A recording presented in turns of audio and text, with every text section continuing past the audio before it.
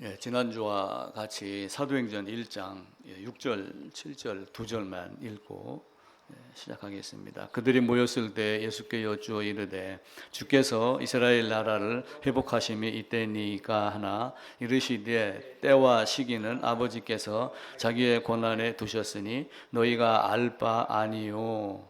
이러면서 성령이 너에게 임하면은, 그래서 그 성령이 임한다는 이야기는 사도행전 2장을 하면서 우리가 일반적으로 생각하는 방언이나 이런 차원보다도 우리 마음이 들끓어서 우리 마음이 어떻게 하면 더 복음을 더 바르게 전할까라고 하는 마음이 불일듯 일어나는 것이다라고 말씀을 드렸습니다. 지난주 설교를 하면서 한두 가지 제가 좀 틀리게 이야기를 한 게 있는데 수정을 먼저 하고 시작을 하겠습니다.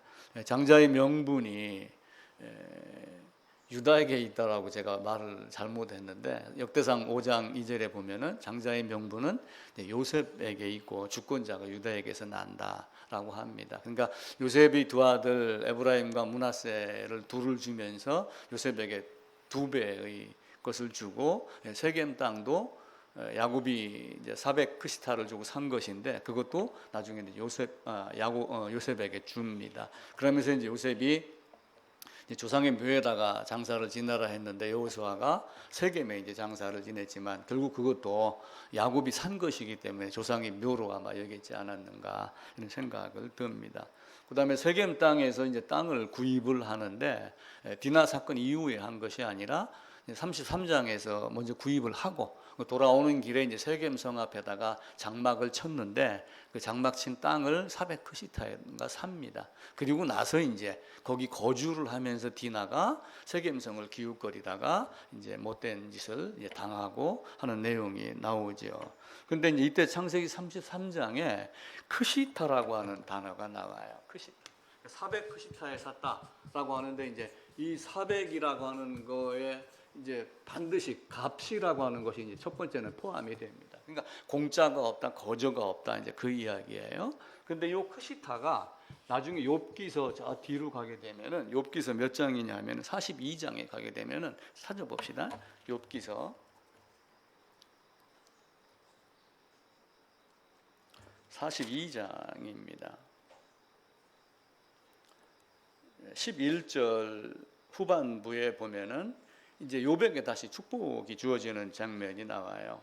그래서 11장 12절하고 17절까지 나오는데 제일 11절 뒷부분에 보면은 각각 쾌시타 하나씩 금고리 하나씩을 주었더라라고 하는 이 쾌시타가 크시타하고 같은 내용입니다. 같은 단어거든요. 같은 의미인데 이제 발음이 약간 틀렸는데, 그래서 욥이 아브라함과 동시대의 사람이었다라고 이제 학자들이 찾는 근거 중에 하나가 이 크시타, 캐시타라고 하는 내용입니다. 그러니까 역대상 5장 2절에 장자의 그 명분이 요셉에게 있다, 유다가 아니고. 그러나 이제 38장에서 유다가 이제 낀 것은 사실은 사람들이 요셉에 대한 이야기를 계속해서 마지막까지 이어나가는 경우가 많거든요. 감옥에 갇혔다, 기타 이렇게 해서 빠져나왔다 해갖고 요셉이 중심이 되어 있는데, 이제 어떤 의미에서는 요셉이 중심이 아니고 사실은 유다가 중심이야라고 하는 것을 은근히 집어넣은 것일 것이다라고 이제 해석을 하는 학자들이 있습니다.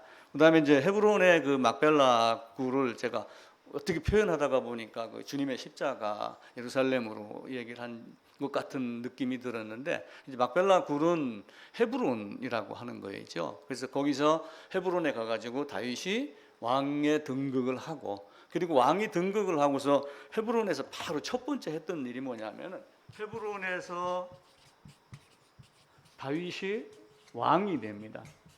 굉장히 그 귀중한 장소지요. 막벨라 굴도 돈을 주고 삽니다. 그런데 이 헤브론에서 다윗이 왕이 되고 하고 나서 왕의 임무를 가지고 첫 번째 했던 게 예루살렘 정복이에요.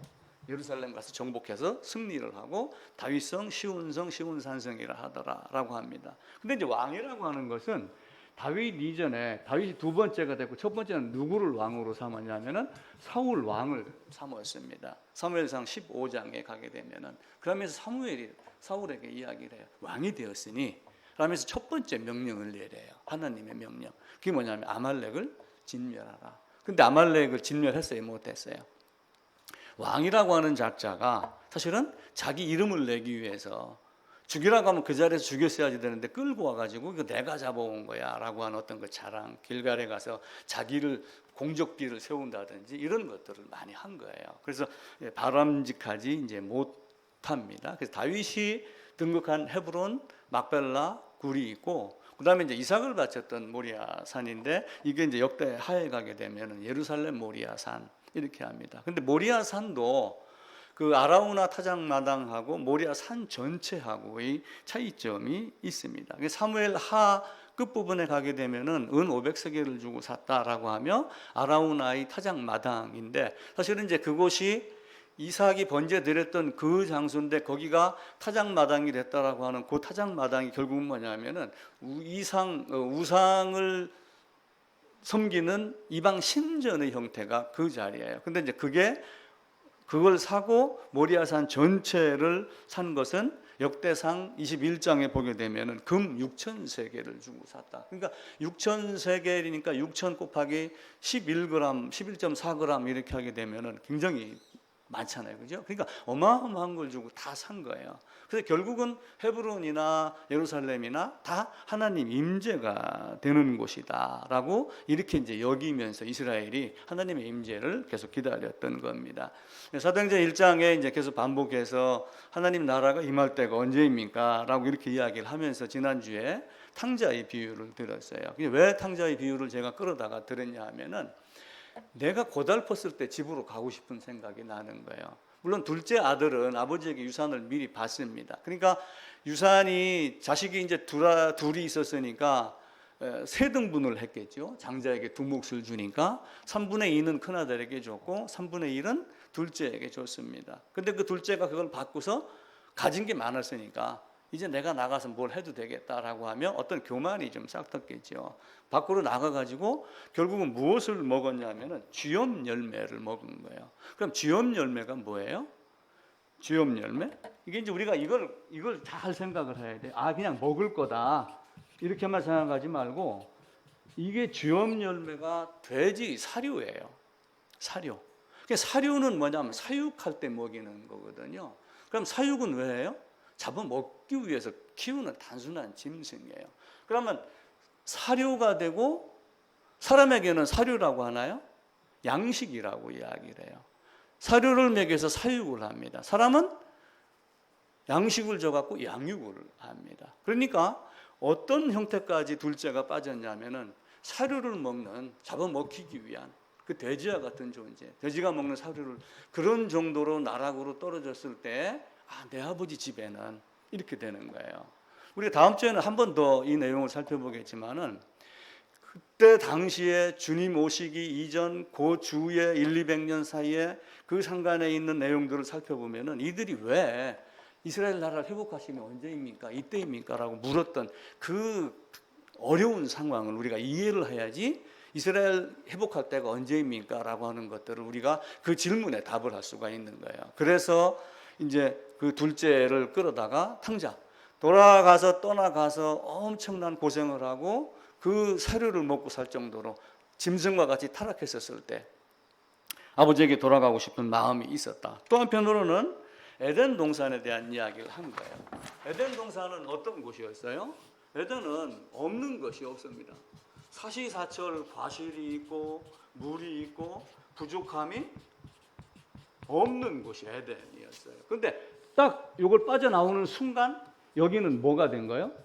저주받은 땅하고 똑같은 거예요. 그러니까 둘째가 아버지 유산을 받아갖고 나가서 쥐엄 열매 먹은 것, 사료 먹은 것과 다를 바가 없는 거예요, 사실은.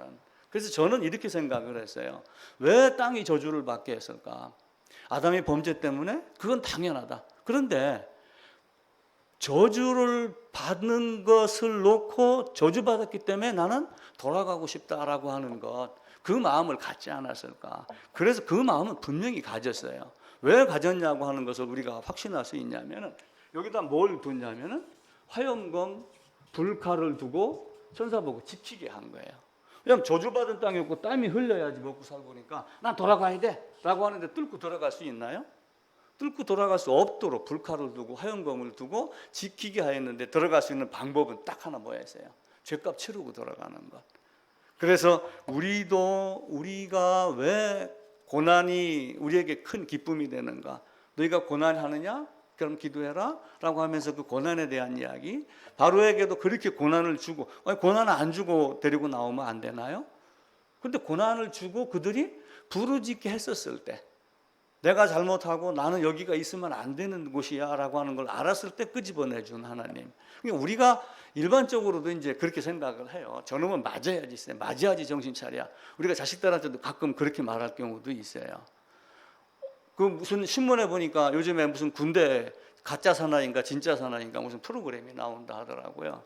근데 이제 거기서 이제 유명한 뭐 유튜브들이나 탤런트들이 가가지고 이제 훈련을 받는데 한 친구가 훈련을 엉터리로 받고 좀 꾀를 부리고 그러니까 너 인성에 문제가 있어? 이렇게 이제 물었다고 하면서 기사에 얘기를 하더라고요. 그러니까 이제 당사자도 너 인성에 문제가 있어? 이렇게 하니까 깜짝 놀랬더라라고 하는 기사가 나옵니다. 그럼 너 인성에 문제가 있어? 결국은 뭐야? 너가 어떤 존재야? 라고 하는 걸로 인해서 내가 타락하고 부패하고 오염되고 저주받은 땅에서 살 수 있는 존재가 아니라 살 수 없는 존재, 나는 돌아가야지 돼.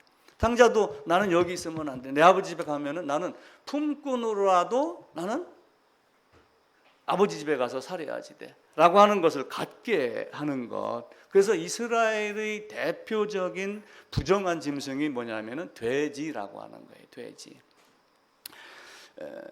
그래서 돼지는 사실은 생각하고 살아요? 생각하지 않고 살아요? 생각하지 않고 살아요. 그래서 우리가 지금 이제 우리나라는 그래도 말을 잘 들어서 마스크를 잘 씁니다. 외국 사람들은 지금 마스크 때문에 늘 다퉈요.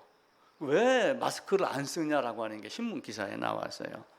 그들은 마스크를 안 쓰는 이유가 늘 복면 강도. 그러니까 복면을 하고 살인을 하고 복면하고 테러하고 하는 것들이 서양에서는 자주 있었다고 그럽니다. 그래서 복면을 하면은 나쁜 놈이라고 하는 인상을 받기 때문에 마스크를 안 쓴다고 그래요. 그럼 우리도 마찬가지예요. 더러운 내가 속과 겉이 다르게 가면을 쓰고 사는 거예요.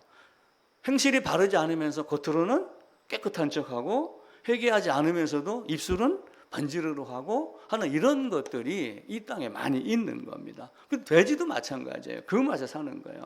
그래서 돼지를 성경에서는 뭐라고 표현을 하냐면은 레위기 11장에 있는 말씀을 제가 찾아서 읽을게요. 레위기 11장 7절입니다. 160쪽이네요.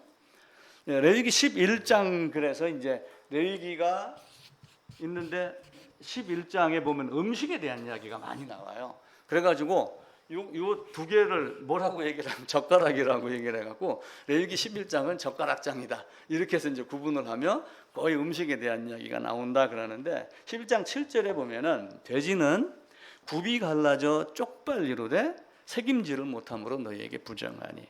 그럼 책임지를 못한다는 얘기는 무슨 얘기예요? 쉽게 얘기하면 생각하지 않는다는 거예요. 묵상하지 않고 그게 왜 그렇지? 내가 뭘 잘못했지? 잘못한 것을 고치려면 어떻게 해야 되지? 이런 것들을 계속해서 바꿔 나가야지 되는데 그걸 하지 아니하는 짐승, 돼지, 그냥 주는 대로 먹는 사료, 잡아먹히기 위해서 사육당하는 존재, 그리고 생각하지 않고 사는 존재. 그래서 아름다운 여인이 삼가하지 않는 것은 마치 돼지 코에 금고리 같다라고 하며, 돼지 코에다가 금고리, 귀걸이, 립스틱 발라준다고 이쁜가요? 그렇지 않다는 걸 돼지에게 이렇게 비교를 합니다. 이제 베드로 후서에 가면 또 돼지에 대한 이야기가 나와요. 그것도 한번 찾아봅시다. 베드로 후서 2장입니다. 야고보서, 베드로 전후서 2장 22절입니다. 386쪽이네요. 베드로후서 2장 22절 같이 한번 읽읍시다. 참된 속담에 이르기를 개가 그 토하였던 것에 돌아가고 돼지가 씻었다가 더러운 구덩이에 도로 누웠다 하는 말이 그들의 응하였도다.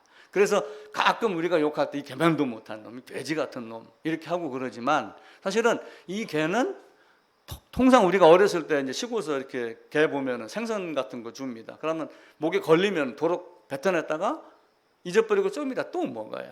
돼지 씻고 놓으면은 도로 구정물통으로 도로 들어갑니다. 그래서 이제 개와 돼지를 놓고 사람을 갖다가 흉을 보면 너희가 어떤 모습인가라고 가르쳐 줍니다.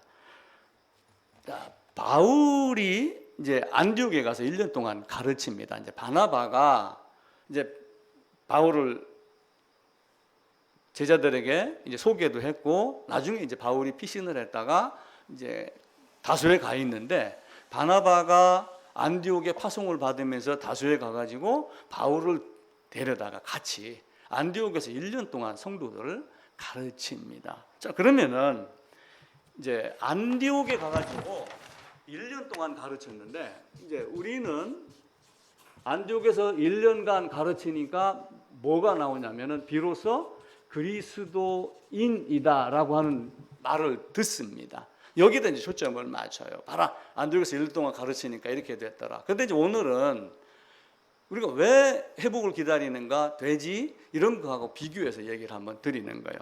1년 동안 가르침을 받았으니까 당연히 그리스도인이 됐겠죠. 근데 둘째는 이제 뭐냐면은 이들이 바울, 바나바가 전하는 성경 말씀을 왜 받아들였을까라고 하는 거를 또 한번 생각해 보자는 거예요. 결국은 탕자와 같은 마음, 이스라엘 백성이 그 애굽에서 바로에게 핍박을 받고 여기는 살 곳이 아니야라고 했던 그런 심령이 상함이 됐었을 때 이들의 말이 들어왔을 것 아니냐라고 하는 각도로 제가 살펴보는 거예요.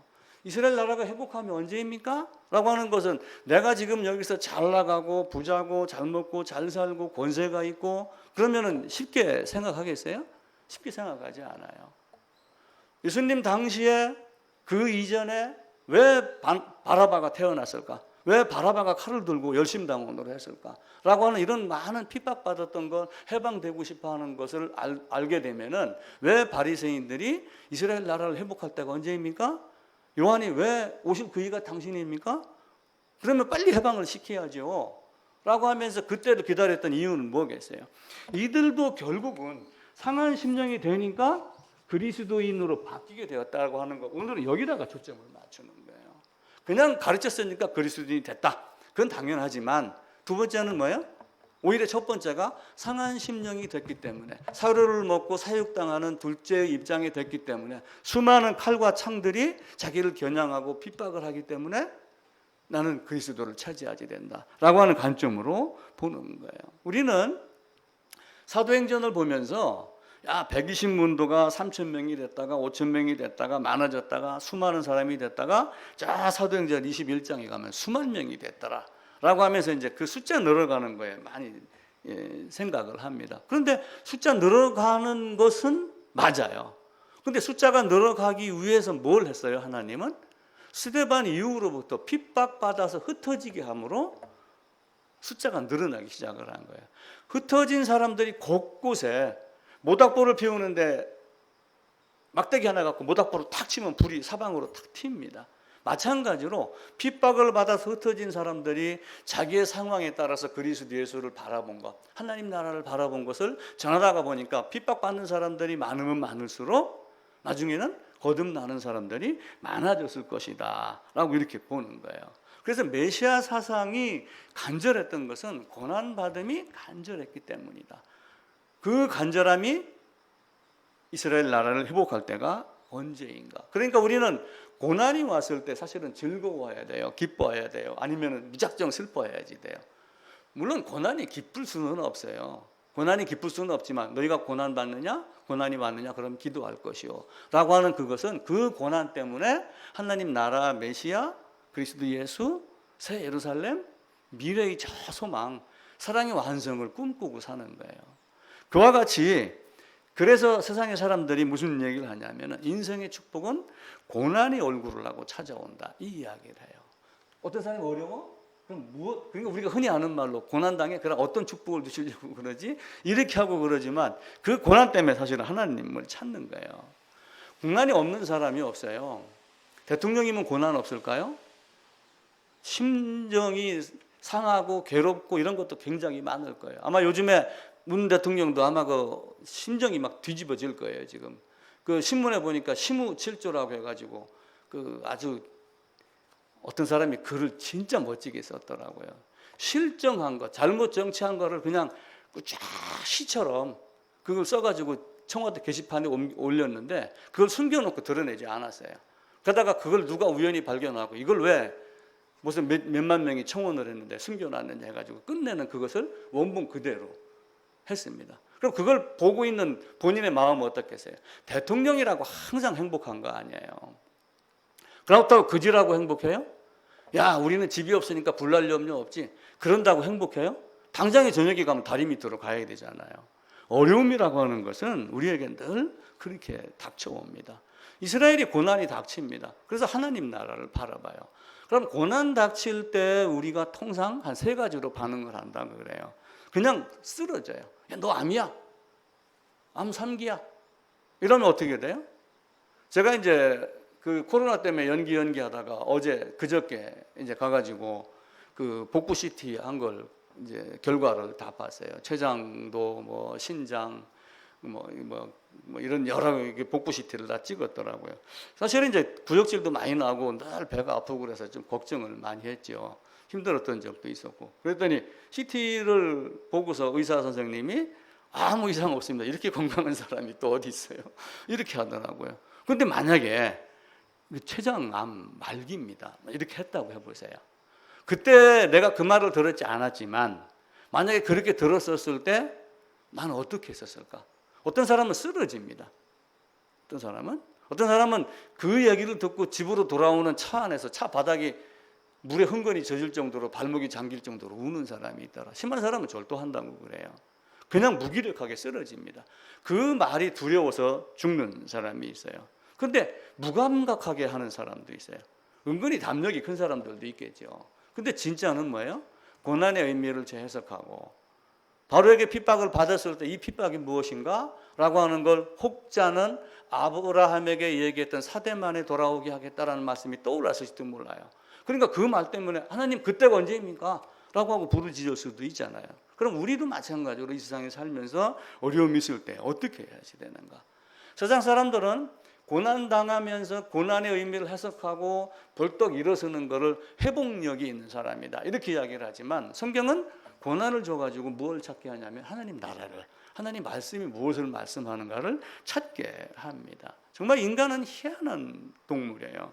애간장이 타야지 뭔가 해결하려고 하고 그때가 돼야지 뭔가 움직이기 시작을 하고 그렇게 해요. 그래서 여호와 하나님은 늘 심령이 가난한 자, 내가 너에게 구하는 것은 상한 심령 그 제사를 너에게 구한다. 그래서 우리가 마른 땅 같은 마음이 됐었을 때 하늘의 비를 구하는 거예요. 지금은 장마 때문에 온 세상이 난립니다. 내일 모레 또 태풍이 온다고 그러죠. 만약에 비가 하나도 안 와가지고 논에 금이 쩍쩍 가가지고 거북이 등 같다고 말하는 적이 많이 있었어요. 옛날에 저수지가 많이 없었을 때 그냥 천수답은 비 안 오면 그냥 쩍쩍 갈라졌습니다. 거기다가 대야에다 물 한 방울 떠가지고 뿌리면은 그 물이 어떻게 돼요? 그냥 금방 물이 고이나요? 쫙 빠르들고 많아요. 그렇게 찢어진 논밭과 같은 마음 상태가 됐었을 때 하나님 말씀이 내 안에 들어가는 거예요. 그래서 이 시편 143편에 보면은 내가 주를 향하여 손을 펴고 내 영혼이 마른 땅같이 주를 사모하나이다. 이렇게 하면 마른 땅이라고 이야기를 해요. 자, 이스라엘 땅은 두 가지 특징이 있어요. 어떤 특징이 있냐면은 첫 번째가 이스라엘 땅이 이렇게 있고 이제 사해가 있고 그럽니다. 그러면은 이 이스라엘 땅을 일반적으로 요 기름진 땅이 있지만 전체적으로는 젖과 꿀이 흐르는 땅 이렇게 이야기를 해요. 근데 실제 가보면 젖과 꿀이 흐르는 땅이기도 합니다. 근데 한편으로는 여기는 사막이 많아요. 내가 가꾸지 않으면 안 돼요. 여기에서 이스라엘이 있고 애굽이 이렇게 있는데 애굽 국경을 딱 넘어가고 그러면은 희한하게 여기는 산에 나무가 없어요. 여길 가면 나무가 많아요. 야, 차이가 있구나. 하나님의 은혜다. 우리가 이렇게 이야기를 합니다. 그런데 한편으로는 이들이 치산치수를 엄청나게 하는 거예요. 나무 있는 데마다 전부 작은 호수를 갖다 놔놓고 물을 똑똑똑 떨어뜨리면서 이렇게 관리를 해요. 마른 땅이 사실은. 그러니까 젖과 꿀이 흐르는 땅은 두 번째예요. 젖과 꿀이 흐르는 땅은 두 번째고, 첫 번째는 무슨 땅이냐면은 비를 흡수하는 땅이다. 신명기 한번 보겠습니다. 신명기 11장입니다. 신명기 11장 11절입니다. 279쪽이 됩니다. 279쪽 11장 17절 같이 읽을까요? 너희가 건너가서 차지할 땅은 산과 골짜기가 있어 하늘에서 내리는 비를 흡수하는 땅이요. 물론 젖과 꿀이 흐르는 땅은 맞습니다. 그런데 제가 순서를 바꿔서 먼저 마른 땅, 가뭄이 있는 곳, 사막, 이 개념이 됐었을 때 하늘에서 비가 내리면은 어떻게 해요? 흡수하는 땅이다. 그러니까 이스라엘이 심령이 가난해지지 않았으면 하나님을 찾지 않아요. 가난해지지 않으면 안 찾습니다. 나중에 애굽에서 나와가지고 광야를 가면서 나중에는 또 뭘 주냐면은 그래도 여기에서 먹던 걸 자꾸 생각을 해요. 여기서 수박 먹던 거, 오이 먹던 거, 고기 먹던 거, 왜 여기는 없잖아요. 없으면 하늘에서 달라고 그래야 되는데 안 달라고 여기를 생각을 한 거예요. 그래서 뭘 준 거예요? 만나를 줬잖아요. 근데 문제는 뭐냐면은 이 마른 땅, 가뭄, 사막, 비를 내리는, 비가 내려서 흡수될 만한 이 사막과 같은 마음 상태가 되어 있었을 때 비가 내리면은 흡수를 하고 젖과 꿀이 흐르는 땅으로 바뀌는 거예요. 그래서 하늘에서 내리는 비를 흡수하는 땅이라고 하는 이 상한 심령이 이스라엘에게 되도록 하나님이 만드는 거예요.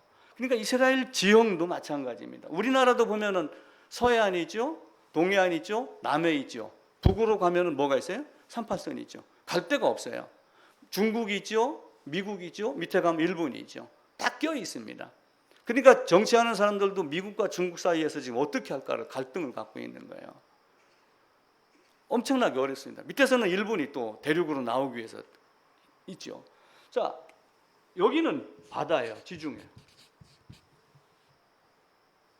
물론 공격해 아수르 바벨론이 이쪽에서 공격해 들어오는 루트는 대체적으로 이쪽입니다. 왜 그러냐면 여기도 나라가 형성이 되어 있지만 여기는 사막의 개념이 되기 때문에 그래요. 이렇게 해놓고 여기 또 바다입니다. 여기에 뭐가 있어요? 애굽이 있어요. 그러면은 밑으로 내려가면 애굽, 등 뒤에는 사막, 위를 쳐다보면은 아수르 바벨론. 좌양자 해갖고 가려고 그러니까 바다. 그럼 어디로 가야 돼요? 바라볼 데가 어디만 있어요? 하늘만 바라보게만.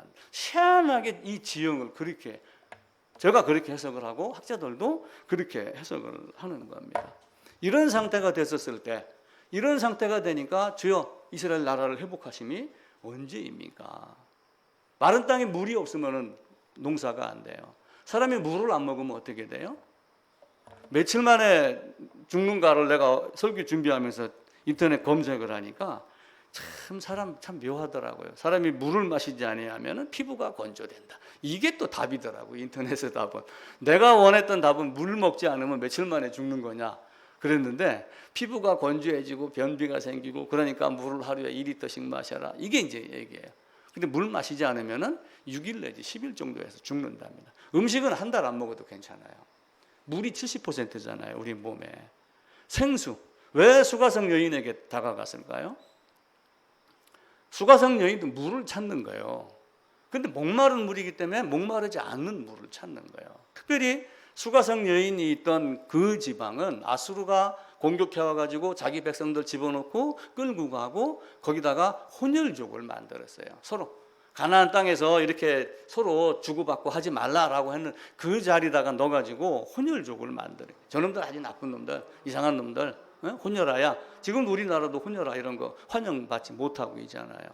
그런 식으로 만들어 놓은 거예요. 그러니까 메마른 땅이 됐었을 때 하늘을 바라보고, 하나님, 이 마른 땅 적셔줄 물이 어디서 나옵니까? 라고 하는 것을 기다리는 거예요. 그러니까 사슴이 시냇물 찾기와 마찬가지로 사슴이 시냇물을 찾는 이유는 물론 목이 마릅니다. 그런데 왜 사슴이라고 하는 짐승을 택해서 했을까요? 학자들의 말에 의하면은 사슴의, 우리가 목이 이렇게 이제 음식이 넘어가는 목이 이렇게 있어요. 그러면 목이 마르면 이렇게 줄어들고 뭐 이렇게 좀 하겠죠. 사슴은 목이 마르면 이렇게 딱 붙는답니다. 그래갖고 아예 숨구멍이 막혀버리는 거예요. 들어갈 수 있는. 그래서 아마 사슴이라는 짐승을 갖다가 택해서 사슴이 물을 찾듯 내가 우리 주님 말씀을 찾습니다. 목이 마르고 물이 없으면 이렇게 해서 그냥 죽는 거예요. 우리도 물이 없으면 죽습니다. 생명이 없으면 죽습니다. 다 제일 잘난 못해 살지만 결국은 땅에서 나오는 지하수 그거 몇 모금 마시지 않으면 죽을 수밖에 없는 인간이 우리 인생에 불과한 거예요. 시편 130편에 가면은 보초에 대한 이야기가 나와요. 보초. 군대 가면 보초를 써요. 뭐 파수꾼 이렇게 얘기를 하는데 군대 가서 보초를 쓰면 제일 기다리는 게 뭐예요? 우리 현진이가 지금 이제 한 11월 달쯤에 제대를 합니다. 그럼 그 애도 밤에 나가서 보초를 씁니다. 그럼 울타리가 이렇게 있으면은 애국에서 저기 하지 못하도록 여기서 보초를 쓰는 거예요. 그럼 아침 자다가 새벽 2시에 나가가지고 새벽 4시까지 예를 들면 보초를 서요. 너무 길게 하면 또 졸리니까. 삼파선에 가서 보초를 씁니다. 근데 옛날 말로 정신 못 차리면 이북에서 내려와가지고 네 멱줄기 끊고 가. 그럼 잠이 와요, 안 와요?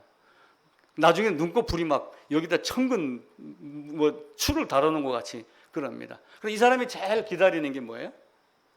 아침 해 뜨는데.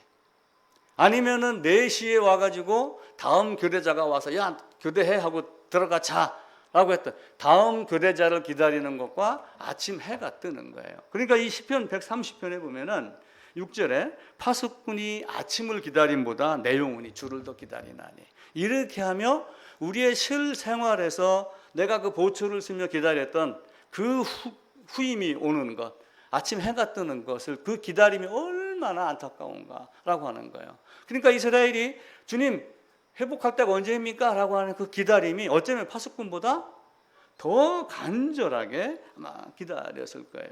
그런데 이제 문제는 뭐냐면은 주님 나라를 회복하시면 이때입니까? 라고 말은 하면서 실제는 생활이 아닌 사람들, 바리새인들이 그렇게 한 거예요. 서기관과 바리새인들이 주님에게 이 나라를 회복할 때가 언제입니까? 라고 물었던 경우도 있죠. 세례자 요한도 물었잖아요. 그럼 세례자 요한도 나름대로는 선지자 노릇을 하면서 제대로 물었어요. 근데 바리새인은 억지로 해석하고 다르게 해석을 하면서 하나님 나라 회복을 기다리긴 기다렸단 말이에요. 다미선교회 같은 경우도 90년도인가 언젠가 했었죠. 하나님 나라? 그러니까 전부 갑니다. 지금도 많은 사람들이 하나님 나라 회복을 기다려요. 근데 하나님 나라 회복을 기다렸을 때 하나님 나라에 들어가서 오케이 합격! 예를 들어서 이렇게 했었을 때 혼인잔치에 초대를 받은 자는 청함을 받은 자는 많으나 실제 택함을 받은 자는 적다. 그러면서 혼인잔치에 수많은 사람이 있는데 그 혼인잔치에 들어간다고 찾아 들어갔는데 예복이 없으면 어떻게 되겠어요? 예복이 없으면서 이스라엘 나라를 회복함이 언제입니까? 라고 묻는 사람이 있고 그걸 보면서 예복이 필요하다는 걸 묻는 사람이 있어요. 그러니까 노아의 경우는 어떻게 한 거예요? 하나님 말씀하신 그대로 한 치의 오차도 없이 준행한 대로 다 방주를 만들었더라. 그럼 노아는 쉬면 쉬는 시간만 가끔 농사 짓다가 틈날 때만 했을까요? 그렇지 않죠. 자기의 온 삶을 다 바쳐서 방주 짓는데 투자를 한 겁니다. 그래서 성경을 볼 때도 우리가 좀 순수한 마음, 깨끗한 마음, 계산하지 않는 마음이 있어야지 돼요. 마술하는 사람들이 있습니다. 나와가지고 이제 뭐 이렇게 하다 보면 뭐 새가 날라오고 뭐가 막 이렇게 하고 그러잖아요. 마술사가 제일 무서워하는 관객이 80대 할아버지, 60대, 40대, 30대, 20대, 10세 이렇게 있다. 그럼 몇 살일 것 같아요? 10살짜리, 5살짜리. 그들은 때가 묻지 않았기 때문에 어른은 아마 이렇게 자꾸 계산을 하면서 본단 말이에요. 근데 아이는 그렇게 보지 않고 있는 그대로 본대. 그래서 마술 트릭을 잡아내는 것은 아이들이 잘 잡아낸다고 그럽니다. 그래서 우리 마음도 어린아이와 같지 아니하면, 그래서 어린아이와 같지 아니하면 연약한 의미도 있지만 한편으로는 순수하고 깨끗하게 하나님 말씀을 볼 수 있는 것, 그것을 우리가 꼭 기억을 하셔야지 됩니다. 하나님의 복음은 무섭습니다. 복음은 사랑입니다. 그런데 복음은 사랑이지만 사실은 사랑이 아니에요. 왜 그러냐면은 그 사랑을 주기 위해서, 그 복음을 주기 위해서 복음이 뭐냐면 너는 죽여야 되는 존재야를 먼저 가르치는 거예요. 그러니까 먼저는 마른 땅이 되는 걸 가르치고 젖과 꿀이 흐르는 땅은 두 번째가 되는 거예요. 그냥 젖과 꿀이 흐르는 땅이 된 건 아닙니다. 물론 거기는 젖과 꿀이 흐르는 땅이었어요. 저승달 지역이라고 해서 거기는 기름진 곳이기 때문에 악한 자들, 힘 있는 자들이 먼저 들어와서 살고는 있습니다. 그러나 악하고 힘 있는 자들이 한편으로 얘기하면은 내 자만, 내 교만, 내 생각 이런 것들로 잡고 있는 걸로 본다라고 그러면은 가나안 땅에 들어가서 뭘 하라는 거예요? 그걸 쫓아내라는 거예요. 그러니까 성화의 과정 중에서 그 더러운 것들을 다 어떻게 해요? 다 버리는 거예요. 하나님의 말씀을 안다라고 연구를 했지만 바리새인들은 자기 똑똑함을 믿은 거예요. 그런데 수가성녀인은 자기 똑똑함을 믿지 아니하고 하나님이 주시는 것, 순수한 것, 그거를 믿은 거예요. 요 두 가지 중에 뭘 버려야 될지 아는 것, 이걸 아는 것이 하나님의 사랑이에요. 하나님은, 대통령은 어제 신문에 그거 나오더라고요.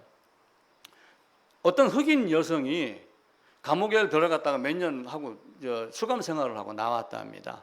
근데 이제 그 흑인 여성을 뭐 이렇게 꼬드겼는지는 모르지만 트럼프가 대선 유세하는데 연사로 나와갖고 트럼프 칭찬을 하게 만들었어요.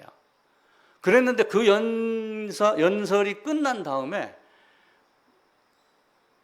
모든 기록에 대한 특별 사면을 했답니다. 당장의 정치에 뛰어들어도 되고 뭣도 되고 다. 우리나라 대통령도 아니면 다시 취임을 할 때 특별 사면 뭐 이런 거 하고 그러죠. 그러면 하나님도 특별 사면을 하나요? 하나님은 특별 사면이 없어요. 하나님의 사면은 죽을 자는 죽게 만들고 죗값을 치를 자는 반드시 치르게 만들고, 그렇게 해서 사면이라는 개념이 나오는 거지 대통령 세상에서 얘기하는 것 같은 것들이 아니에요. 그러니까 우리가 그걸 모르고 교회당에 앉아 있으면은 사실은 어떻게 돼요? 우리 주님하고 한 상에서 같이 먹었지 않았습니까? 주님이 그래서 길에서 가르치지 아니하였습니까? 이렇게 얘기했을 때 주님이 뭐라고 그랬어요? 이 행악하는 자들아, 이렇게 이야기를 한 거예요. 한 상에서 먹고 마시면서 이야기를 할 때 뭔가 대화도 좀 오고 갔겠죠. 비슷한 대화라든지. 그럼에도 불구하고 우리 주님이 이 행악하는 자들아라고 얘기했던 것은 결국은 뭐예요? 복음이 씨앗이 없었기 때문에, 겉으로 흉내만 냈기 때문에 그렇게 되는 거예요. 야구장에 갑니다. 야구장에 가면은 선수가 있고, 야구장 이렇게 가게 되면 이렇게 해가지고 여기서 이제 야구가 시작을 합니다. 실제 뛰고 돈 버는 사람은 누구예요? 다 여기 있는 사람들이에요. 나머지 들러리는 돈 내고 구경하는 사람들은 이게 관중이에요. 관중, 참관인. 잘못하면은 교회당 안에 찬송 부르면서 관중이 있고 찬송 부르면서 참관인이 있을 수가 있어요. 우리가 이거를 냉철하게 고민을 하셔야지 돼요. 나는 교회 다녀서 이렇게 가지고 하나님 앞에 가겠어요? 하나님은 그렇게 이야기를 하지 않아요. 한 상에서 먹고 마시지 아니하였습니까? 이렇게 얘기를 했었을 때 나는 너를 모른다. 바깥 어두운 데 쫓아내서 슬피 울게 만드는 거예요. 예수 안으로 들어가는 그 연합이 어쩌면은 성경에서 가장 핵심이라고 말할 수도 있어요. 이 땅에서 심판을 받아가지고 그리고 죄값을 치료해야지 되는 것. 여기가 사실은 심판의 장소예요, 교회가. 왜냐하면 훗날 심판을 미리 당겨와서 여기서 심판을 받게 하고 심판받았다라는 증명을 갖고 가는 거예요, 증서를. 사실은. 그래서 복음을 우리가 철저하게 알아야지 돼요. 하나님과 우리는 어떤 사이라고 그랬어요? 로마서 5장에 보면은 원수 사이라고 그랬어요. 하나님과 우리는 원수 사이입니다. 그럼 원수는 어떻게 해요? 이북에서는 맨날 남한 괴뢰군 원수 막 해가지고 막 이렇게 하고 그러죠. 한쪽에서는 지금 우리는 하나야 해가지고 눈물 흘리고 있고, 한쪽에서는 칼 갈고 있고 이럽니다. 정신 못 차리고 있어요, 지금 서로. 그럼 원수는 어떻게 되는 거예요? 서로 죽이는 거예요. 원한이 맺힌 사이가 원수라고 하는 거예요. 그럼 원수는 하나님에게 반드시 진노, 심판을 받아야 안 받아요? 그걸 해결하는 것이 복음이 되는 거예요. 적이에요, 적. 그냥 짧은 영어로 에너미가 적이란 말이에요. 그냥 그 총 가지고 숨어서 저격을 할 정도로 그런 적이 되는 것. 우리는 어떤 신자가 돼야 되는가라고 하는, 어떤 모습으로 예배당에 앉아 있어야 되는가. 진짜 내가 여기다가 몸담고 뛰는 선수로서의 신앙인이냐, 성도냐, 아니면은 대충 나도 교회 다녔어, 난 직분이 장로야, 나는 목사야. 나는 고신대학원 언제 졸업했어? 이걸 가지고 하는 건가요? 하나님 이거 모르시겠어요? 혼인잔치에 찾아가가지고 이 안에 수백 명이 앉아있는데 하나님 딱 한눈에 보시고 예복 입은 자 나머지는 다 밖으로 쫓아내라. 이렇게 하겠어요? 하지 않겠어요? 우리가 가시적 교회 안에는 우리 눈으로는 그게 잘 안 보입니다. 표정 관리를 잘하고 또 비슷한 말을 하기 때문에. 근데 하나님은 어떻게 해요? 그걸 완벽하게 아신단 말이에요. 그래서 우리가 냉철해야지 돼요. 저는 목사가 된 게 참 행복입니다. 몇 주 전에 우리 길성남 교수께서 오셔가지고 저 사진을 찍더라고요. 내 인생에서 가장 소중한 경험은 결정은 해갖고 몇 개 해놓은 게 있습니다. 가장 소중한 경험은 내가 성경책을 만진 거다. 가장 소중한 그 순간은 내가 거듭난 것이다. 가장 소중한 결정은, 가장 중요한 결정은 내가 목사가 된 것이다. 이렇게 설명을 해드렸어요. 그럼 왜 목사가 된 게 중요하냐라고 하는 거예요. 교회당에 오는 게 중요해요? 예복 입는 게 중요한 겁니다. 내가 목사가 된 게 중요한가요? 성경이 얘기하는 바를 정확하게 전하기 위해서 목사가 되는 것이 중요하지 되는 것이 중요한 게 아니에요. 무엇을 하기 위해서 뭐가 되는 것이 중요한 것이지 이걸 잘못하기 위해서 목사가 된 것은 사실은 바람직한 상이 아니란 말이에요. 우리가 교회 와서 앉아있는 것도 마찬가지예요. 우리 인생이 길은 것 같죠? 짧습니다. 제가 예전에 강의할 때 인생을 하루 24시간으로 표현을 합니다. 24시간. 1시간 60분이에요. 1시간 60분인데 이걸 24시간으로 곱하면 1440분이 나와요. 1440분을 보통 인생을 몇 살로 놓고 계산을 했냐면 시편에 있는 대로 70이요, 강건하면 80에 대하여 80으로 계산을 합니다. 그러면은 이걸 다시 시간이 60으로 나누면은 우리 1년이 18분이 돼요. 내 1년이. 그러니까 1년 18분인데 18분에다가 내 나이를 곱하면은 그러니까 여기다 80을 곱하면 얼마가 나오냐면 1440이 나와요. 바꿔 얘기를 하면 내가 66이에요. 66을 뭘 곱하냐면은 여기다가 66 나를 곱합니다. 그리고 나중에 18분을 해놓고 여기다가 뭘 하냐면은 다시 나누기 60 이렇게 하면은 몇 시인가가 나와요. 이걸 내가 66세에 10 곱하기 18 해놓고 나머지 시간으로 나누기 위해서 60분 나누니까 19.8시가 나와요. 19.8시는 20시예요. 그죠? 저녁 8시예요. 저는. 하루 24시간으로 봤을 때 내가 80까지 산다고 가정을 하면 지금 나는 딱 4시간 남은 인생을 살고 있는 거예요. 이 권사님은 계산을 해보니까 10시 30분. 우리 권사님은 60 잡고 오후 6시. 저녁 먹을 시간이에요. 하루 인생 정리할 시간이에요. 우리 하진이 아빠는 그 나이쯤 되면 오후 3시. 우리 전도사님은 지금 보니까 오후 1시 30분. 아직 할 일이 태산 같은데 2시, 3시 땡볕 지나고 나다 보면 또 순간 지치면서 6시 되고 7시 되고 8시 되고 이게 인생이에요. 순간 갑니다. 자, 보세요. 24시간을 나눴을 때 통상 8시간 잡니다. 8시간 자죠? 8시간 가서 회사 가서 일하죠? 출퇴근 시간 계산하면 10시간으로 따져요. 그럼 18시간 빠지는 거예요. 나머지 몇 시간 남아요? 6시간이에요. 학생들 공부 10시간 잡아요. 근데 학원 가고 뭐 하고 그러면 그렇죠. 나머지 6시간 갖고 뭘 하고 사느냐? 어느 사람이 통계를 냈더라고요. 화장실에 앉아 있는데 몇 시간, 밥 먹는데 몇 시간, 커피 사려고 줄 서는데 몇 시간, 여성들 얼굴 화장하는데 136일 뭐 이렇게 딱 계산이 나오더라고요. 그럼 남는 시간이 별로 없어요. 우리가 엄청나게 성경을 보고 하나님 나라를 묵상하는 것 같지만 실제는 아주 짧은 시간에 순간 이렇게 하는 거예요. 물론 당연히 일을 해야지 돼요. 아브라함도 하란에 머물 때 하느님만 생각한 건 아니에요. 하란에서 얻은 모든 것이라고 했으니까 하란에서 많은 일을 하며 뭔가 재물도 구했겠죠. 그걸 다 가지고 어디로 갔어요? 가나안 땅으로 갔어요. 하나님 믿는다고 해요. 하란에서 얻은 거 다 버리고 교회당 안으로 들어오라는 것 아니에요. 자기의 재주 능력 다 가지고 재산 다 가지고 신앙생활을 찾긴 찾습니다. 그러나 문제는 심령이 어떤 상태인가를 먼저 하나님이 보시는 거예요.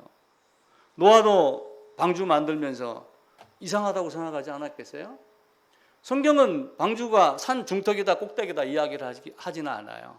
그런데 40일 동안 비가 내리고 나서 방주가 물에 뜨기 시작한 걸 따지면 유추하면 당연히 높은 지역에 있다는 걸 알 수가 있겠죠.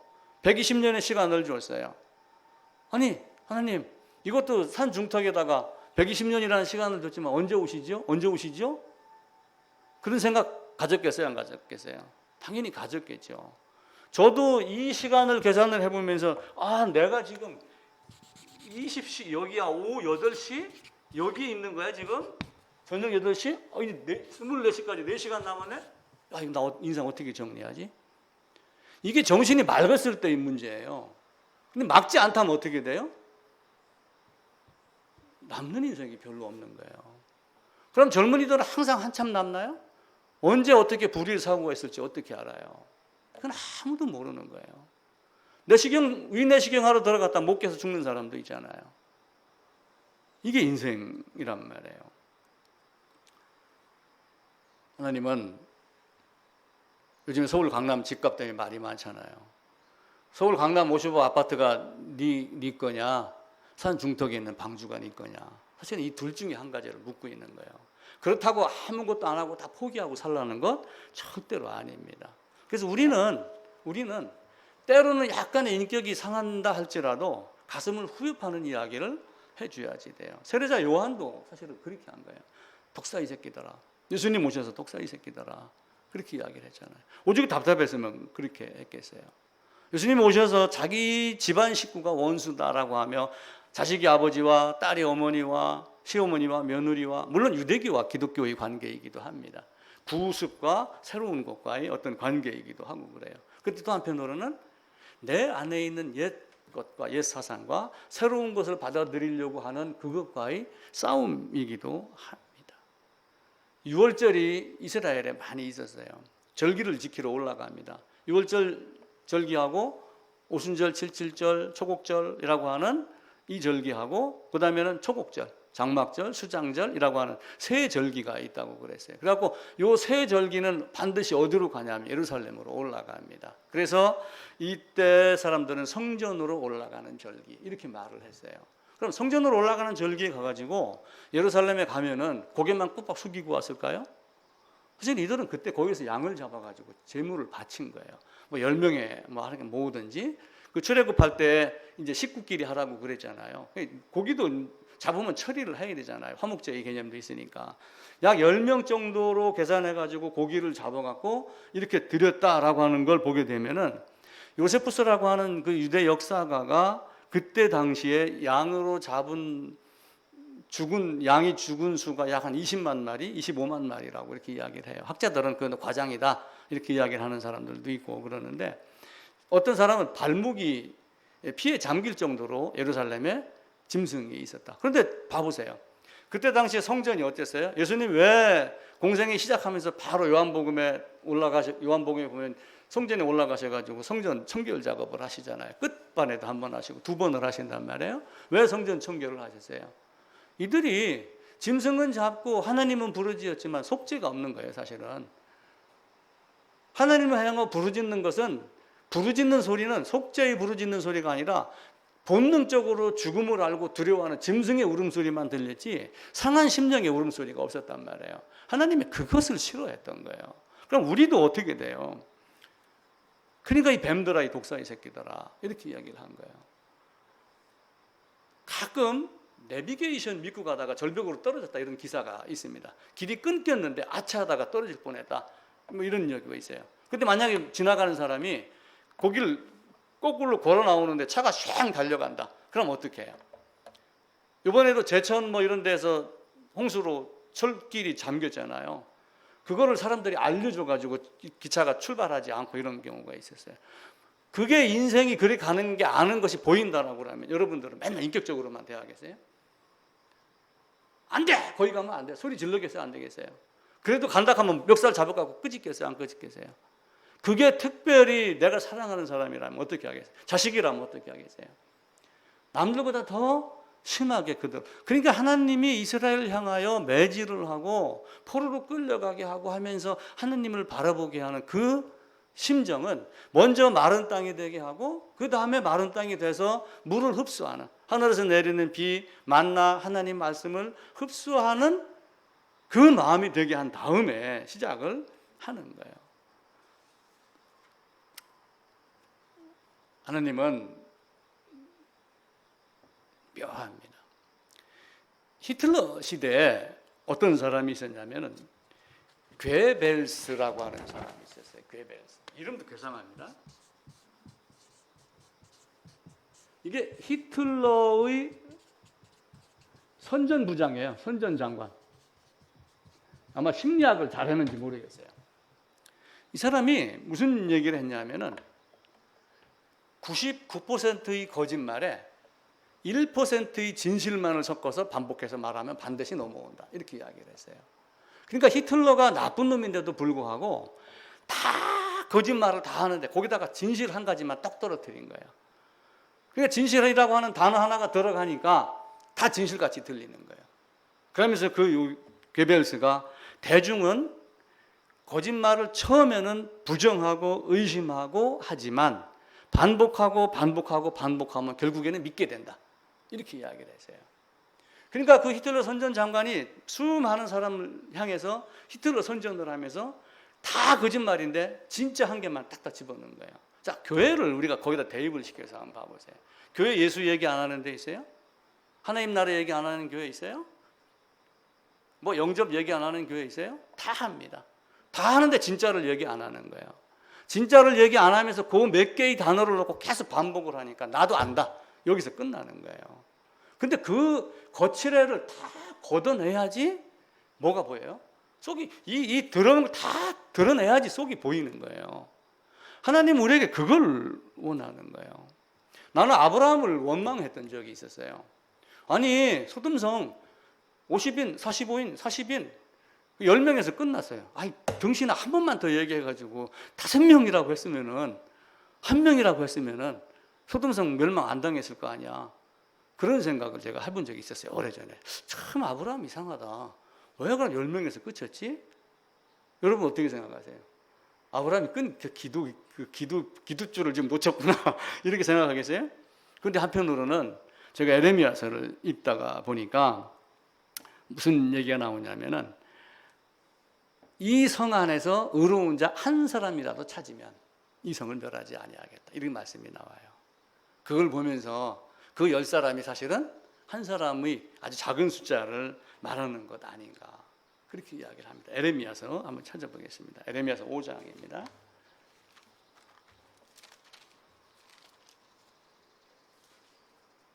예, 1057쪽입니다. 제가 읽을게요.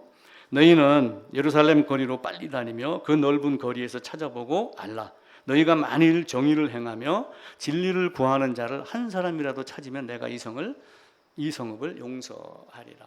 그만큼 회개에 아주 없다는 거예요. 뜨문뜨문 이 땅에 교회가 이렇게 많아도 진짜 복음이 있는 자들이 얼마나 있을까? 이거 고민, 마저 죽음을 각오를 하면서도 한번은 생각을 해야지 되는 거예요. 그러니까 어떤 목사가 나와가지고 양복 입은 무당들아 이렇게 이야기를 하며 큰 소리 쳤었을 때 저 죽일 놈, LA 같은 데서는 뭐 총으로 쏴 죽일까? 뭐 이런 얘기도 떠돌았다고 할 정도였습니다. 이 정도로 지금 많은 교회가 예수라는 단어, 성경, 축복, 기도 많은 것들로 포장을 하고 그러면서 복음에 대한 이야기를 사실은 하지 않는 거예요. 오늘 설교 주제가 이스라엘 나라의 회복할 때입니다. 지난주에서 두 번째입니다. 그래서 제가 부제를 적어놨어요. 천국은 침노하는 것이다. 자, 마른 땅에 비가 내립니다. 그러면은 그냥 그 비가 그 사람에게 들어가도록 가만히 놔놓나요? 논밭에 있는 건 그렇게 돼요. 근데 이 땅에 있는 건 어때요? 성경 안에 있는 많은 나온 것들 보면은 회방꾼들이 의외로 많아요. 철로역정을 제가 설교를 준비하면서 찾아봤어요. 우리 전에 이제 그 포에마에서 나온 그 철로역정. 거기 70페이지인가가 보게 되면은 기독도가 가다가 이제 그 안내자를 만나 가지고 설명을 쭉 듣습니다. 그러다가 안내자가 이제 쭉 얘기를 하면서 기름 붓는 거, 그러니까 이제 기름 부을 때 저 숨어 갖고 이제 앞에서는 불을 끄려고 그러는데 기름을 계속 붓는 게 이제 나오잖아요. 우리 주님이 이제 계속 말씀 공급하는 거 뭐 이런 얘기가 나옵니다. 그러다가 이제 성 안으로 들어가려고 하는데 성 입구에 군사가 가득한 거예요. 어떤 군사가 가득했을까요? 성을 지키는 군사? 이 기독도가 들어가지 못하게 지키는 군사가 거기 있는 거예요. 그래가지고 이 기독도가 칼을 들고 싸우면서 성 안으로 간신히 들어가요. 그래가지고 그 성 안으로 들어가서 언덕을 오르다가 십자가를 바라보고 죄짐이 떨어져 나가는 장면이 70페이지 그 상관에 이렇게 나와요. 마찬가지로 우리가 믿음이라고 하는 것을 찾고 그러면은 다 도와주는 것 같지만 실제는 그렇지 않아요. 세상에서 달콤한 말로 쏘기기도 하고 숨기기도 하고 못 가게 잡기도 하고 이렇게 하고 그래요. 그만큼 우리의 마음이 얼마만큼 간절한가, 간절하지 않은가. 그러니까 천국은 침노하는 자의 것이다 라고 하는 그 침노는 강탈하는 거예요. 강탈. 억지로라도 제껴놓고 뺏는 게 침노예요. 근데 침노를 하면 나쁜 의미로만 보이지만은 그 천루역정의 장면을 놓고 보면은 나를 향하여 나로 하여금 들어가지 못하게 막는 것을 없애버리고 무너뜨리고 죽이고 그리고 거기를 뚫고 들어가는 것을 침노라고 그래요. 그러니까 예수님이 무슨 말씀을 하셨어요? 좁은 문으로 들어가라. 근데 누가복음에서는 좁은 문으로 들어가기를 힘쓰라 이야기를 해요. 왜 힘쓰라고 그래요? 좁은 문 들어가는 게 왜 힘쓰라고 그래요? 좁은 문으로 들어가는 걸 가로막는 자들이 많은 거예요. 철학도 있고요, 종교도 있고요, 그죠? 많은 것들이 지금 다 있는 거예요. 지금은 또 어떻게 돼요? 교회가 어제 아들이 전화가 왔어요. 아버지 교회 예배 어떻게 되냐? 반드시 비대면에 지금 서울서는 전부 교회 욕하느라고 난리 났어. 그러면 교인이라고 얘기하는 거 숨기려고 그래요. 옛날에는 성경책 표 내고 들고 다녔어요. 이렇게 다 나 봐라 교회 간다. 지금 가방에다 다 넣고 안 보여요. 어디 가는지 아무도 모릅니다. 지금 이거예요.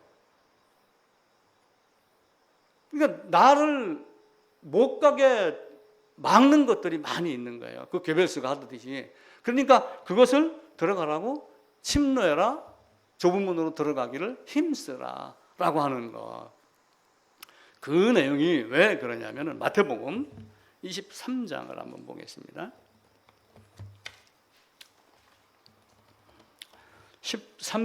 13절부터 15절까지입니다. 39쪽이네요. 마태복음 23장 13절에서 15절 같이 읽읍시다.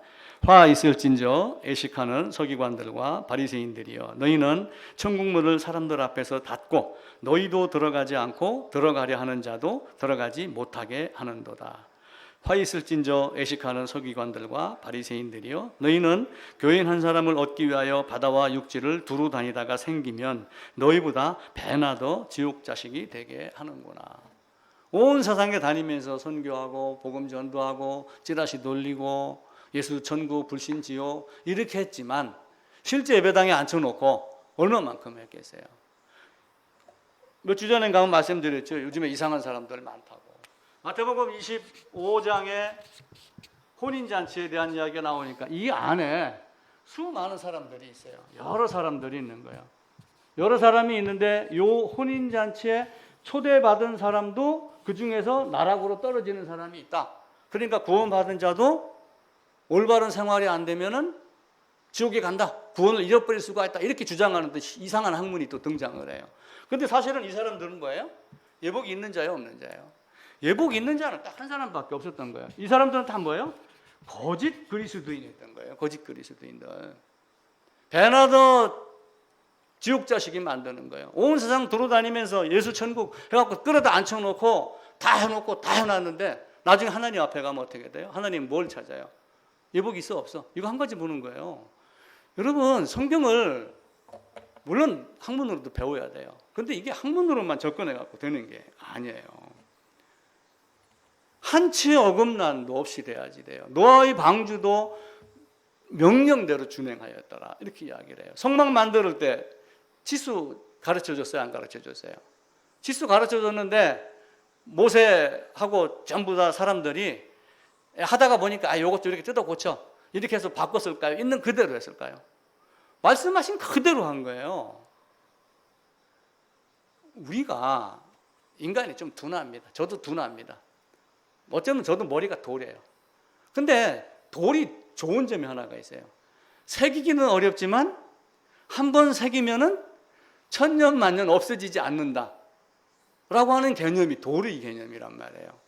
하나님은 우리에게 그래서 이스라엘 백성들이 나와가지고 돌에다가 새기고 비석 세워놓고 한 이유가 사실은 그런 데 있는 거예요. 톨스토이라고 하는 대문호가 있습니다. 러시아에. 사람이 무엇으로 사는가?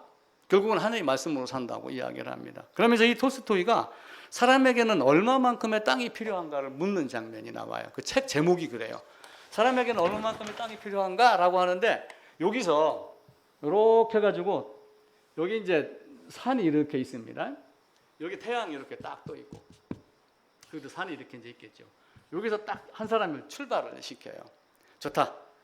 네 능력껏 내가 너에게 땅을 주겠다. 단! 요 해가 이렇게 딱 넘어가가지고 여기로 딱 들어가는 순간 네가 밟은 땅은 다 주겠다. 이게 톨스토이가 쓴 내용이에요. 그러니까 이 사람이 출발 그러니까 처음에는 얼마나 열심히 뛰었어요. 그런데 이 사람이 생각해야 될 거는 갔다가 돌아올 것까지 생각을 해야지 되는 거예요. 그죠? 근데 이 친구가 실수를 한 거예요. 여기까지 왔는데 여기서 돌아가지 않으면 요거하고 타이밍이 안 맞아요. 근데 이 친구가 여기까지 딱 와서 조금 더 가야 돼. 조금 더 가야 돼. 그러다가 나중에 이제 에이 여기 와서 깨꼬닥하고 죽었더라. 그래서 얻은 거는 한 평밖에 없더라. 이게 톨스토이가 얘기한 사람에게는 몇 평의 땅이 필요한가, 얼마만큼의 땅이 필요한가라고 하는 책이에요. 책도 몇 장 되지도 않아요. 그림하고 같이 나누면 5장 정도밖에 안 돼요. 이게 우리 인생이에요. 멈출 때 멈출 줄 몰라요. 사람들이. 그러다가 조금 더 갑니다. 가야 돼. 돌아올 때 지치지요. 결국은 여기를 바라보고 여기서 딱 죽어요. 여기 도착하지 못했으니까 여기는 어떻게 돼요? 끝이죠. 이게 인생이에요. 인생 아무것도 아니에요. 이 톨스토이가 우리 가운데 있는 하나님의 나라라고 하는 책에서 무슨 얘기를 했냐면은 믿지 않는 자들에게서는 성경이 과학에 의해서 가려져 있고 믿는 자들에게는 교회에 의해서 가려져 있다. 이렇게 이야기를 했어요. 바꿔 얘기하면은 과학 때문에 예수를 안 믿는 사람이 있고 오히려 과학 때문에 예수가 사실이다, 성경이 사실이다를 고고학적으로 찾아내는 경우도 있어요. 근데 교회 때문에 오히려 더 바꿔 얘기하면 뭐예요? 교회가 배나 더 지옥 자식이 온 세상 돌아다니면서 교인 하나를 얻어다가 앉혀놨는데 실제로 가르치지 아니하고 예복 입지 않은 자들로 가득 차게 만들었더라. 톨스토이가 한 얘기가 그 얘기예요. 수많은 사람 갖다 채워놨는데 예복 입은 사람이 별로 없더라. 물론 계시록에 나와 있는 7교회는 다 그 교회 안에 예복 입은 자가 있습니다. 가톨릭에 구원받은 자 있어요, 없어요? 예수 믿을 자 있습니다. 우리가 없다고 말하면 안 돼요. 그런데 거기에 그런 상황에서 얼마나 있겠는가? 우리가 이렇게 말할 수는 있어요. 근데 없다고 말하면은 안 되고 그러죠. 우리 마음이 오염이 되어 있습니다. 부패해 있습니다. 하나님과 원수가 되어 있습니다. 그럼 우리는 뭘 해야지 돼요? 그걸 없애야지 돼요. 이러한 호수가 있어요. 이런 호수가 있는데 여기 산이 있고 그럼 물이 쫄쫄쫄쫄 내려옵니다. 여기에 조그마한 웅덩이가 있습니다. 이거 오염이 되어 있어요. 수많은 걸 투입을 해갖고 오염을 방지시키려고 해도 돼요, 안 돼요? 쉽지 않습니다. 오염을 막으려면은 근원 자체를 해결해야 되는 거예요. 오염의 근원을 해결하면은 점점 여기서 맑은 물이 들어오면서 오염물이 밖으로 빠져나가겠죠. 그죠? 근데 여기다 화학약품 투입해도 계속 오염이 투입이 되면 어떻게 돼요? 그 호수는 끝없습니다. 첫 번째 오염은 뭐예요? 아담의 범죄예요. 오염된 근원을 해결하는 것이 우리가 성경을 보고 하나님이 무엇을 우리에게 주셨는가라고 하는 걸 찾는 거예요. 예수 믿으면 축복받습니다. 당연하지요. 그 축복이 어떤 축복인가라고 하는 것을 우리가 알아야지 돼요. 그래서 이 땅에 있는 예복 입지 않은 많은 사람들에게 행실이 나쁜 것을 보고 한국교회의 신학자들이 이 땅에는 수많은 교인들은 우리 주님의 복음을 값싼 은혜로 여기고 있다. 값싼 복음으로 여기고 있다. 사실은 복음을 모르는 자들인데 복음을 알고 있는 것 같이 여기게 만들고 생활이 바로 되지 않으면 구원을 잃어버릴 수 있다라고 하며 또 로마 카톨릭의 형태로 돌아가게 만들면서 옥죄는 그런 현상들이 일어납니다. 생각하고 살아야 돼요. 생각하고 살지 않으면은 사는 대로 생각하게 된다. 이런 말이 있어요. 그래서 성경이 뭘 말하는가 우리가 살펴줘야 되는 거예요. 여러분, 기억력이라는 것이 있어요. 잘 들으셔야지 돼요. 기억력. 기억력이 없어져 갖고 내가 어떤 사람을 잊어버려요. 있다, 있는다 이렇게 돼요. 내가 78에 갑자기 정신이 이상해져 갖고 기억이 잊어서 마누라를 자식을 잊는다고 한번 해보세요. 그러면은 어떻게 돼요? 좀 슬퍼지겠죠? 서로 생각을 못하니까. 근데 이제 문제는 뭐냐면은 있다가 있고 잊혀지다가 있어요. 잊혀지다. 바꿔 얘기해가지고 하나님과 나와의 관계에서 이 크기로 비교하는 게 가장 좋아요. 하나님이 내가 하나님에게서 잊혀지다. 무슨 의미예요? 하나님이 나를 잊었어요. 내가 보기에는 하나님이 내가 하나님에게서 잊혀졌다. 버림받았다는 얘기예요. 바꾸고 얘기하면 하나님이 나를 기억하지 않는다는 거예요.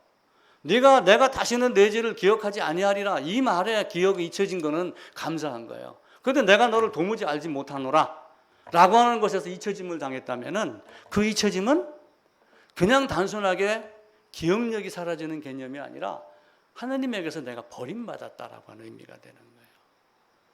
내가 하나님에게서 버림받았다면, 내가 하나님에게서 잊혀졌다면, 하나님이 나를 잊었다면 나의 존재는 어떻게 되겠어요?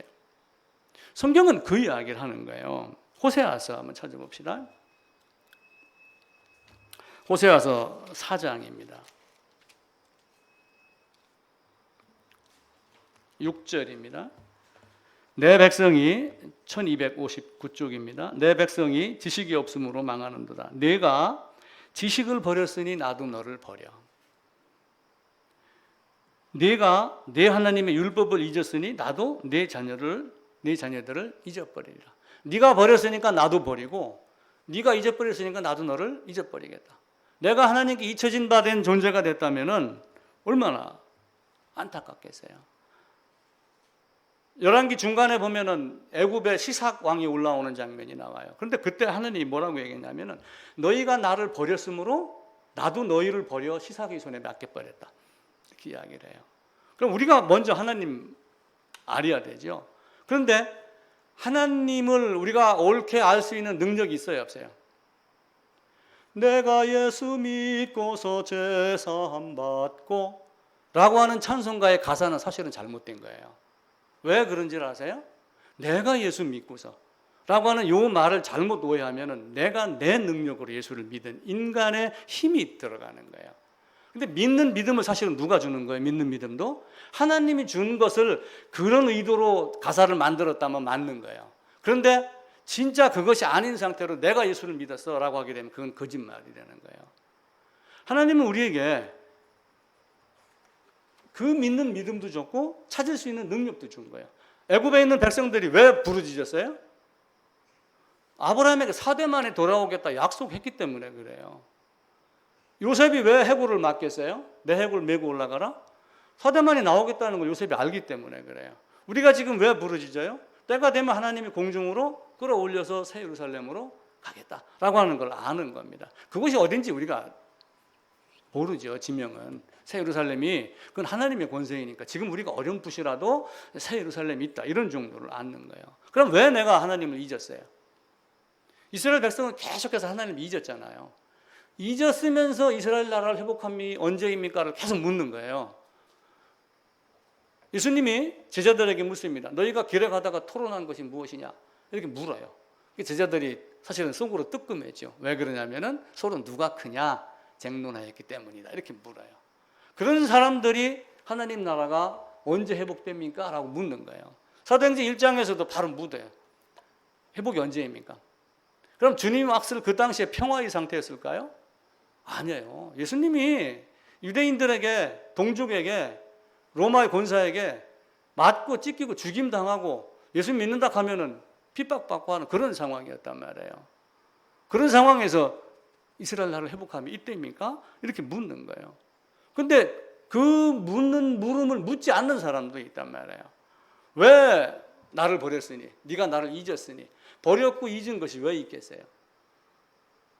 구약 성경에서 미리 그 답을 해줍니다. 신명기 31장으로 가겠습니다. 31장 20절입니다. 312쪽입니다. 31장 20절 제가 읽겠습니다. 내가 그들의 조상들에게 맹세한 바 젖과 꿀이 흐르는 땅으로 그들을 인도하여 드린 후에 그들이 먹어 배부르고 살찌면 돌이켜 다른 신들을 섬기며 나를 멸시하며 내 언약을 어기리니. 그래서 호세아서에 우리가 4장을 읽었지만 그 뒤에 13장에도 그들이 먹여준 대로 배가 불렀고 배가 부르니 그들의 마음이 교만하다 이렇게 되는 거예요. 그러니까 요 안에 뭔가 자기 것이 가득 차면은 하나님이 안 보이는 거예요. 그때부터 그들이 번성할수록 내게 범죄하였다 이야기를 합니다. 성경은 희한하게 이야기를 계속해요. 그래서 나중에 너희가 어떻게 되겠다. 포로로 끌려간 이유도 사실은 뭐예요?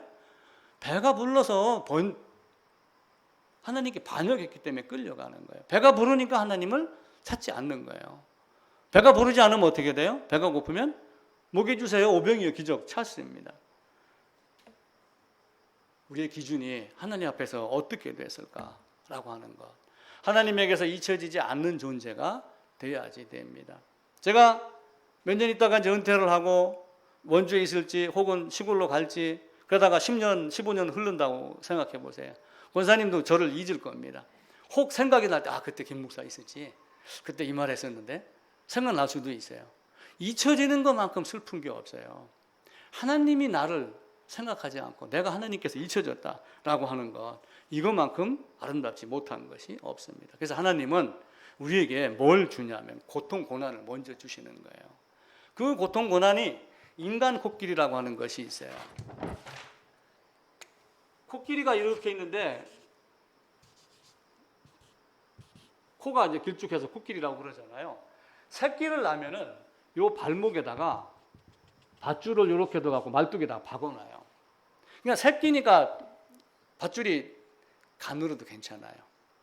그러다 이제 어느 정도 2돌, 3돌 지나면은 요 코끼리는 발에 뭐가 딱 힘만 딱 다가오는 느낌이 딱 들으면 멈춰요, 안 멈춰요?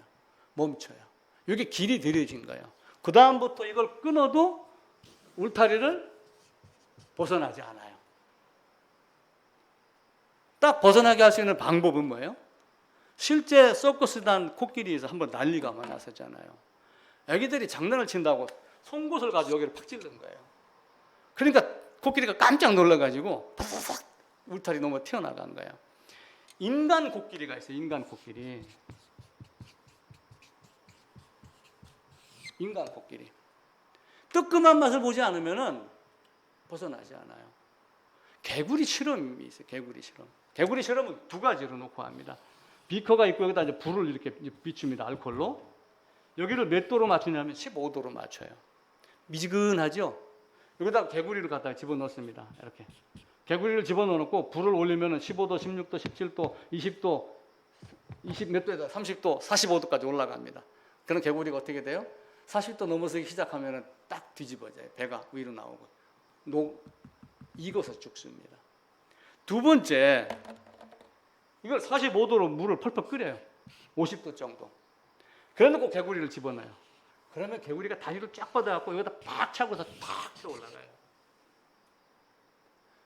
하나님은 이스라엘 이 방법으로 다스려요. 어쩌면 우리도 하나님이 이 방법으로 지금 다스리고 있는 거예요. 우리가 그걸 몰라서 그러지. 어쩌면은 이 방법에 눈이 딱 뜨여야지 돼요. 아, 왜 내게 이런 일이 나지? 하나님이 이렇게 인도하시려는가? 라고 하는 거예요. 롯이 떠난 다음에 아브라함이 온 동로선 남북을 살펴봐라. 그런데 아브라함의 눈에 뭐가 보였어요? 헤브론 한 개가 보인 거예요. 쉽게 얘기를 하면은. 헤브론으로 갔더라 돼 있는데 내가 만약에 성경을 번역하고 의역했다면 괄호해놓고 의역. 아브라함의 눈에는 헤브론만 보이더라. 저는 이렇게 써놓고 싶더라고요. 우리의 눈도 우리의 마음도 이런 송곳이나 이렇게 45도 되는 물이 없다 할지라도 우리 하나님께 찾아가서 하나님 찾아보고 하나님 먼저 하나님께 매달리는, 하나님께 잊혀지지 않고 하나님께 기억이 되게 하는 이런 모습이 되면 얼마나 좋겠는가.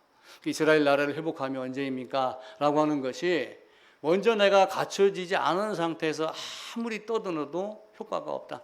그렇게 갖춰지지 않는 상태에서 하나님 나라의 회복을 갈망했던 바리새인도 있고 또 요한도 옥에서 그렇게 했지만 제자들도 사도행전 1장에 가가지고 하나님 나라 회복이 언제입니까? 이렇게 물었지만 그 물음이 과연 얼마만큼 정당한 물음이었는가 라고 하는 것을 우리가 한번 생각을 해봤습니다. 그래서 그 하나님 나라를 회복하시면 언제입니까? 라고 물었을 때 왜 그 물음이 나왔을까라고 하는 그 상황이 우리에게도 동일한 고난이 됐었을 때 우리도 역시 하나님 나라 회복하시면 언제입니까? 이런 물음이 나오지 않을까 이런 생각을 갖게 됩니다. 어쨌든 우리가 이 하나님 나라 회복이 언제입니까? 라고 묻는 것은 누구나가 다 갖고 있습니다. 저도 어떤 때는 그런 얘기를 해요. 세상이 점점 바뀌어. 트럼프가 될지 안 될지 또 모릅니다. 그런데 예루살렘하고 연관지면 어쩌면 트럼프가 한 번 더 당선될지도 또 모릅니다. 트럼프가 이방카가 유대인인데 그 이방카하고 사위 영향 때문에 그런 게 많이 됐다고 그러더라고요. 트럼프가 대통령이 되면서 텔아비브에 있는 예루살렘 그 대사관을 미국의 수도를 예루살렘으로 옮기겠다. 앞으로 예루살렘 수도는 이스라엘의 수도는 예루살렘이다라고 2017년 연말에 딱 발표를 하고 옮기고 그렇게 했잖아요. 그걸 보면서 야, 이스라엘이 어떤 그 겉으로 드러나서 보이는 것도 회복의 기미도 이렇게 해서 보이기 시작을 하는구나 라고 하는 생각이 딱 조금씩 비치기 시작을 하더라고요. 48년도에 독립이 됐어요. 독립이 되는데 수도가 계속 엉뚱한 데 있었던 거야. 헤브론에서 정복한 땅 예루살렘이 수도고 거기로 주님이 오신다고 되어 있는데 수도가 아닌 곳이 지금까지 있었단 말이에요. 그런데 트럼프라고 하는 괴물이 딱 나타나가지고 수도 여기야! 딱 이렇게 놓은 거예요. 지금 선거를 해도 온라인으로 우편 선거하는 거가 부정하다라고 하면 자기가 거부하려고 지금부터 발버둥을 치더라고요. 어떻게 역사가 바뀔지는 아무도 모릅니다. 저도 그래서 주님, 내 호흡이 끊어지기 이후겠죠. 그 전에 오시면 얼마나 좋을까요? 저도 그런 생각을 해요. 그런데 그 생각을 하면서 내 삶이 얼마나 하나님 나라를 바라보고 살았는가, 얼마만큼 간절했었는가라고 하는 것 꼭 기억을 하시고 세상 돌아가는 것도 보면서 때로는 성경도 보시면서 우리의 삶을 살펴보는 귀한 시간 되길 바라겠습니다. 코로나 때문에 여러 가지 어려움이 많지만 우리가 잘 이겨내고 승리하는 삶이 되기를 간절히 기도합니다.